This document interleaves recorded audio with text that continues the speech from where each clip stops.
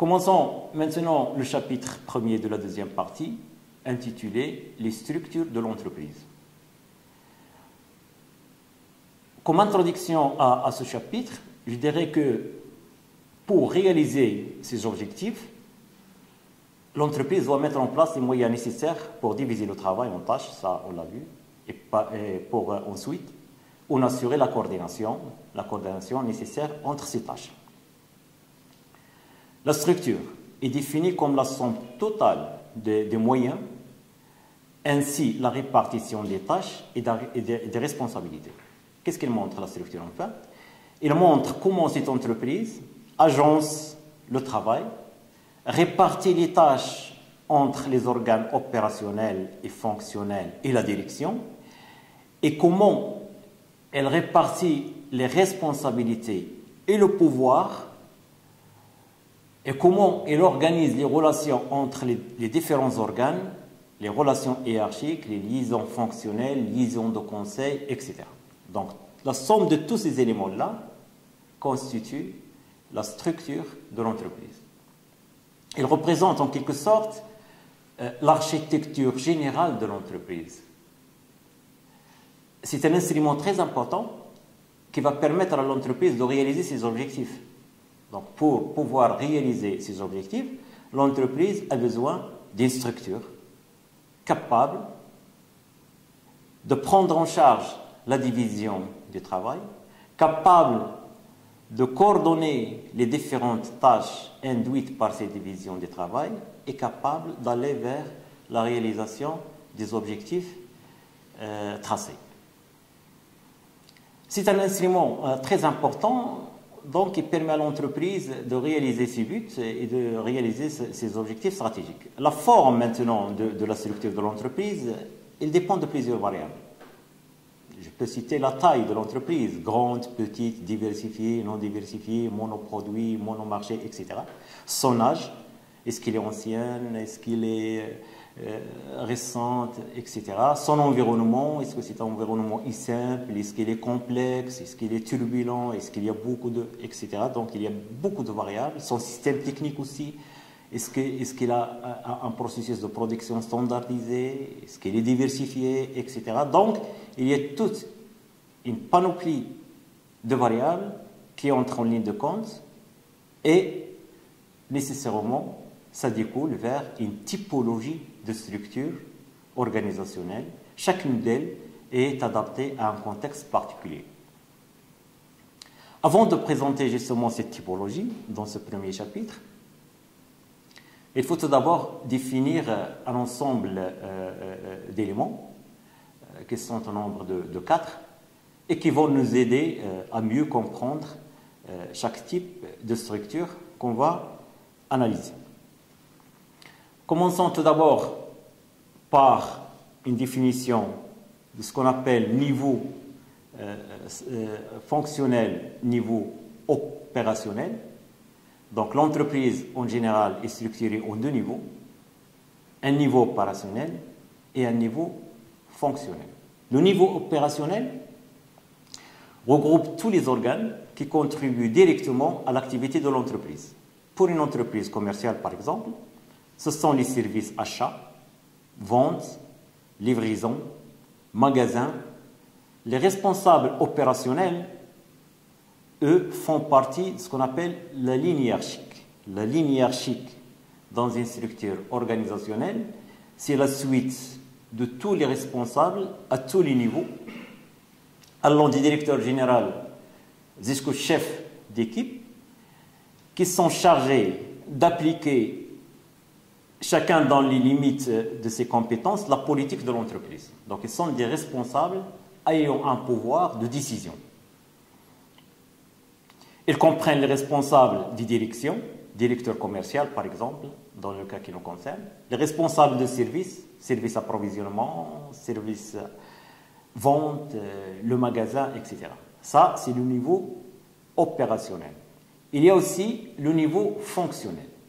Donc, le niveau fonctionnel, quant à lui, regroupe tous les organes fonctionnels qui ont pour rôle de conseiller, d'assister, de donner des conseils, d'étudier des projets, d'étudier des solutions à des problèmes posés. Exemple, la recherche, le contrôle, le marketing,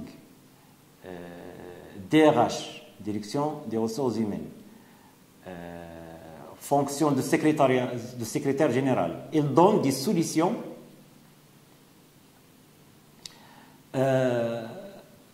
qui concernent plusieurs organes opérationnels. Par exemple, le marketing peut, sur la base d'études de l'évolution du marché, proposer des solutions qui peuvent concerner, par exemple, la réduction des prix. Alors, ces décisions ne concernent pas tout simplement le niveau commercial, opérationnel, mais ils concernent aussi les finances de l'entreprise, la production. Il faut que la production mette en place un processus de production capable d'amener les coûts à diminuer, etc. Donc, c'est un conseil qui concerne plusieurs fonctions. Ces fonctionnels peuvent aussi être chargés d'étudier un dossier spécifique afin de proposer une solution, par exemple, le lancement d'un nouveau produit. Lancement d'un nouveau produit, c'est un dossier qui doit être traité en premier lieu par des fonctionnels. Parfois, il existe des chevauchements entre ces deux niveaux. On ne sait plus qui relève de l'opérationnel et qui relève des fonctionnels. Parfois, les responsables fonctionnels peuvent aussi diriger un service opérationnel relevant de leur domaine. Par exemple, un directeur marketing qui coiffe aussi le service commercial. Donc, il a là une double casquette. À la fois, il est fonctionnel et, d'un autre côté, il est opérationnel. Bref, dans la réalité de l'entreprise, parfois, la frontière entre opérationnel et fonctionnel est plus ou moins difficile à établir entre ces deux catégories. Mais pour vous aider à qualifier à un niveau quelconque, est-ce de fonctionnel ou d'opérationnel, essayez toujours de poser la question suivante sur les conséquences de l'arrêt de son activité. En effet, si un niveau opérationnel cesse de fonctionner, la production correspondante n'est plus fournie. Par exemple, si la production arrête, donc tout arrête. Si l'approvisionnement arrête, il n'y aura plus de production. Si il y a des problèmes au niveau de la vente, il n'y aura plus de vente. Donc, pas de production en conséquence. Là, c'est un niveau opérationnel. Par contre, l'absence d'un niveau fonctionnel ou l'arrêt de l'activité d'un niveau fonctionnel retarde certaines décisions. Donc, certaines décisions, certains dossiers peuvent ne pas être traités à temps, mais n'arrêtent pas la marche de l'activité de l'entreprise. Donc, il s'agit là d'un niveau fonctionnel. Ça, c'est la première définition que j'ai aimé apporter au niveau de cette distinction entre le niveau opérationnel et le niveau fonctionnel. Un deuxième point à clarifier, c'est ce qu'on appelle l'organisation formelle et l'organisation informelle. Jusqu'à présent, on a parlé de l'organisation formelle. Mais le travail au sein de l'entreprise est généralement réparti en plusieurs tâches. Donc, c'est la division du travail. Ces tâches sont réparties entre plusieurs personnes, donc entre plusieurs membres. Pour assurer une coopération et une coordination efficace, il faut que l'autorité de chacun, l'étendue de son pouvoir et sa responsabilité soit bien définie. Rappelez-vous ce que disait Fayol. Donc là, c'est l'application d'un principe de Fayol. Il faut que cette responsabilité, il faut que cette autorité soit délimitée. Il ne faut pas qu'elle déborde les limites qui lui ont été fixées par la direction de l'entreprise.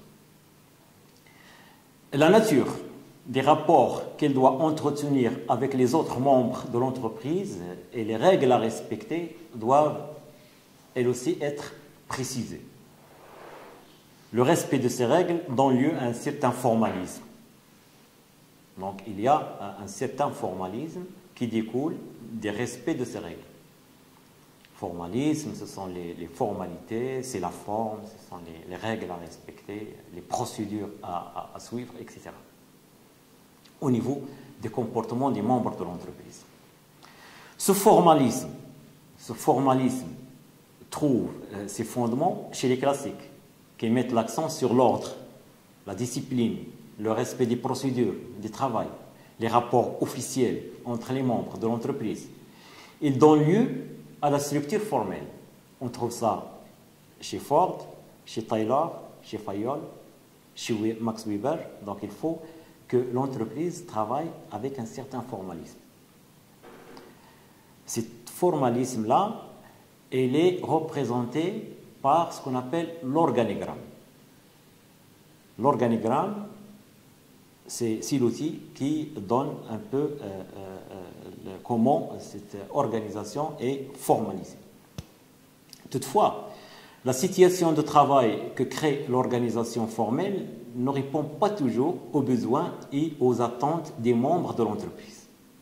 On a vu ça avec le courant de la sociologie des organisations, que les membres au sein d'une entreprise, parfois, se trouvent bloqués dans la recherche de la satisfaction de leurs besoins. Donc là, il y a une organisation formelle qui limite un peu l'épanouissement de ses membres. Et c'est ce qui existe avec une organisation formelle. Donc, insatisfaits de leurs conditions, forcément, ces gens-là vont chercher à s'adapter en développant d'autres types de rapports qui ne s'inscrivent pas toujours dans le contexte formel. Ils ne sont pas décrits dans les documents officiels ni dans l'organigramme. Donc, aux relations formelles, par exemple, répartition de pouvoir, la circulation de l'information, la répartition des responsabilités, la répartition des tâches, viennent s'ajouter des relations informelles, non officielles. On va assister à la formation de groupes qui ont des affinités similaires, une même culture, par exemple, peut-être parce qu'ils sont issus de la même école, des ingénieurs de la même école, donc il y a des affinités qui se forment et qui ne sont pas formelles, qui ont des valeurs différentes de celles de l'entreprise. On va assister à la formation de relations sociales de proximité, de coopération, qui peuvent parfois court-circuiter les circuits formels. On voit ça au niveau de la circulation de l'information, un subalterne, parce qu'il a des rapports sociaux avec un directeur, peut être plus informé que le chef de son service, etc. Donc, une autre forme de travailler, mais qui est informelle et qui est nécessaire. Cette forme-là, elle n'est pas toujours nocive pour l'organisation formelle, mais qui est parfois nécessaire pour le bon fonctionnement de l'organisation. Donc là, c'est l'organisation informelle qui est complètement indispensable à l'organisation formelle pour assurer son fonctionnement, mais qui ne se reflète pas au niveau de la documentation officielle ni au niveau de l'organigramme de l'entreprise. Ça, c'est l'aspect informel de l'organisation. Donc, en résumé, je peux dire au niveau de ce point-là que l'organigramme reflète, ou bien il décrit la structure formelle, qui est une structure planifiée et voulue par les dirigeants. Pour eux, elle est capable de réaliser les objectifs tracés. Mais la structure informelle, qui est une structure qui s'impose, elle s'impose d'elle-même, elle n'est pas planifiée, parfois elle n'est pas voulue par les dirigeants, mais là, elle est décrite par ce qu'on appelle le sociogramme. Alors, l'organigramme, c'est un schéma de la structure, notre objet de ce premier chapitre. C'est un schéma, et dans le schéma de cette structure, Qu'est-ce qu'il représente? Il représente les différentes unités préalablement définies, fonctions, les services, etc. Il définit les liaisons hiérarchiques, donc les liaisons hiérarchiques entre individus et au service. Liaison, c'est la transmission des ordres, donc c'est la voie par laquelle descendent les ordres, etc. Il fixe les statuts des fonctions et les moyens de chaque poste, de chaque unité, ainsi que les liens fonctionnels. Donc, les liens de conseil dont on a parlé, il définit un peu leur place dans la structure formelle de l'entreprise. Il n'est qu'un reflet partiel de l'organisation, donc on le voit bien maintenant, ce n'est pas toute l'organisation parce qu'il y a un côté abstrait, ou du moins qui n'apparaît pas de l'organisation, c'est l'aspect informel. Donc l'organigramme reflète l'aspect, si vous voulez, réel, enfin l'aspect formel de l'organisation. Il permet de montrer le schéma hiérarchique, d'où descend l'information, vers quel niveau, les liens entre les niveaux, la place de chacun dans l'organisation. Donc parfois on trouve un organigramme avec l'intitulé des services ou bien des départements et le nom de la personne. Il permet aussi de voir les fonctions exercées. Il permet de montrer la répartition des responsabilités. Il permet avant tout de connaître les différentes unités de travail et parfois même il donne la voie possible pour des perspectives d'avancement, etc. Ça, c'est pour l'aspect formel. Maintenant, pour le sociogramme, qui représente un peu les relations d'ordre affectif, les relations d'ordre, les affinités sociales entre les personnes au sein de l'organisation. Donc, ce sont des relations non officielles, non institutionnelles. Il permet aussi de comprendre ces relations au sein de l'entreprise, la formation du groupe, les groupes qui se forment au sein de l'entreprise. Les chercheurs peuvent connaître ça par des outils appropriés. Donc le sociogramme, il relève de la branche de la psychologie sociale qui s'occupe de la recherche des communications informelles au sein des organisations en général. Donc il permet aussi de montrer les relations informelles qui se lient entre les membres d'une organisation, l'importance relative des postes. Donc un poste peut apparaître très important dans l'organigramme formel, mais dans le sociogramme, ce poste n'a pas cette importance désirée. Le style de direction des responsables, donc le sociogramme, il le montre. Quel est le moment, est-ce que ce style est accepté, est-ce qu'il n'est pas accepté, quels sont les aspects de refus, quels sont etc. Les circuits d'information, donc l'information au sein d'une organisation ne suit pas toujours la ligne hiérarchique tracée par l'organigramme, mais il y a d'autres circuits informels et qui parfois peuvent apparaître plus importants, etc. Donc là, ça relève un peu de l'aspect informel qui peut être saisi par le sociogramme. Troisième point que j'aimerais évoquer dans ces définitions-là, il est en rapport avec la structure centralisée et une structure décentralisée. La différence entre centralisation et décentralisation repose sur la délégation de l'autorité. Donc l'autorité au sein de l'entreprise, il revient de droit au propriétaire. Donc c'est le propriétaire qui a toute l'autorité sur le reste des membres de l'organisation. Mais cette autorité, il peut la déléguer. Il peut la déléguer. Lorsque on est dans un cas où toute cette autorité est centralisée au niveau hiérarchique supérieur ou bien détenue par un nombre très restreint de responsables, on est dans une structure centralisée. Si au contraire l'autorité est partagée par un certain nombre de responsables et s'étend jusqu'au niveau hiérarchique des cadres, responsables bien sûr, l'organisation est dite décentralisée. Mais en réalité, il est rare de trouver une organisation qui est complètement centralisée ou bien une organisation qui est complètement décentralisée. Il s'agit plutôt d'une caractéristique dominante. Qu'est-ce qui domine dans telle ou telle organisation? Le choix d'une forte ou faible délégation de l'autorité dépend en fait des préférences des dirigeants et de l'environnement général de l'organisation.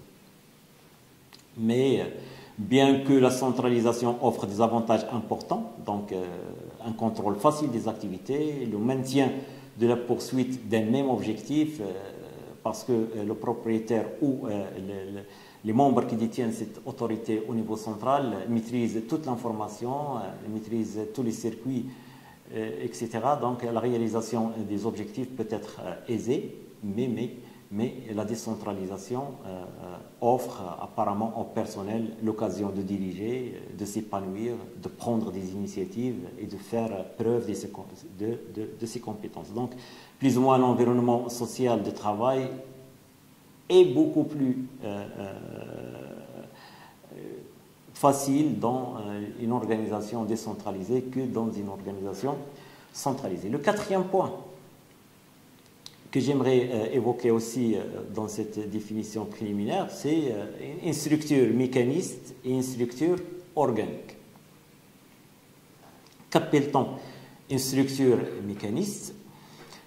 Bon, l'organisation mécaniste correspond au modèle taylorien, fordien, marqué par une spécialisation très poussée, induite par une forte division du travail, on a vu ça au chapitre 1er, une grande emprise de la coordination hiérarchique, donc il y a le poids de la hiérarchie dans la coordination, donc on ne laisse pas d'initiative aux subalternes, un haut degré de formalisation, on sait maintenant qu'est-ce que ça veut dire la formalisation, donc un haut degré de formalisation, ça veut dire qu'il y a un poids très important des règles et des procédures écrites,